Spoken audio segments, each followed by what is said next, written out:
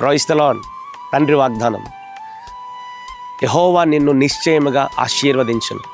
ద్వితీయోపదేశకాండం 15వ అధ్యాయం 4వ వచనం. అవును, నా దేవుడు నిన్ను ఆశీర్వదిస్తానని ఈ ఉదయకాలమే నీతో మాట్లాడుతున్నాడు. ఎక్కడ ఆశీర్వాదం చూడట్లేదు అని నువ్వు బాధపడుతున్నావు. నేను ఇంకా ఎప్పుడు ఆశీర్వాదం పొందుతాను, ఇంకా నా పిల్లలు ఎప్పుడు ఆశీర్వాదం పొందుతాను, ఆశీర్వాదం కొరకు ఎదురు చూస్తున్నావా?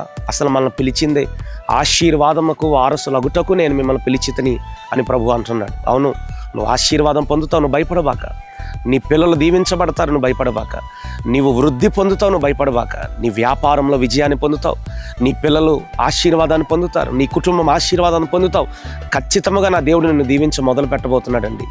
అబ్రహాముని దేవుడు పిలిచినప్పుడు అతడు ఒంటరిగానే పిలిచాడు. శారాని అబ్రహాముని పిలిచినప్పుడు ఒంటరిగానే పిలిచాడు. కానీ పెక్కుమంది అగునట్లుగా దేవుడు అబ్రహాముని ఆశీర్వదించలేదా? నిన్ను కూడా ఆశీర్వదిస్తాడు. కానీ మన దేవుడు ఆశీర్వాదానికి ముందు మనల్ని పరీక్షలలో నుండి ప్రభు మనల్ని తీసుకువెళ్తూ ఉంటాడు. పరీక్ష అనేది దేవుడు మన జీవితాల్లో అనుమతిస్తూ ఉంటాడు. పరీక్ష అనేది మనకి లేకపోతే, శ్రమ అనేది మనలో లేకపోతే, పరీక్షలలో నుండి దేవుడు మనల్ని విజయంలోనికి దేవుడు మనల్ని తీసుకువెళ్తాడు. ఆశీర్వాదంలోనికి దేవుడు నేను తీసుకువెళ్తాడు. అవును, భయపడబాక. నీ ప్రతి పరీక్షలో గొప్ప విజయాన్ని నువ్వు పొందాలని దైవజనుడిగా నేను కోరుకుంటున్నాను.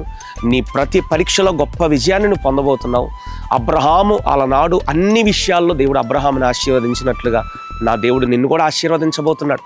అబ్రహామే కాదండి, తన కుమారుడైన ఇస్సాకు ఆశీర్వదింపబడ్డాడు, తన కుమారుడైన యాకోబు ఆశీర్వదింపబడ్డాడు. వాళ్ళ పిల్లలు ఎలా ఆశీర్వదింపబడ్డారో నీ పిల్లలను కూడా దేవుడు ఆశీర్వదించబోతున్నాడు. నీ కుటుంబాన్ని దేవుడు ఆశీర్వదించబోతున్నాడు. నీ ఉద్యోగాన్ని, నీ వ్యాపారాన్ని, నీ పనిని, నువ్వు ఎక్కడ పాదం పెడుతున్నావో నా దేవుడు నిన్ను అక్కడ ఆశీర్వదించబోతున్నాడు. భయపడబాక. ఆశీర్వాదం త్వరలో నువ్వు చూడబోతున్నావు.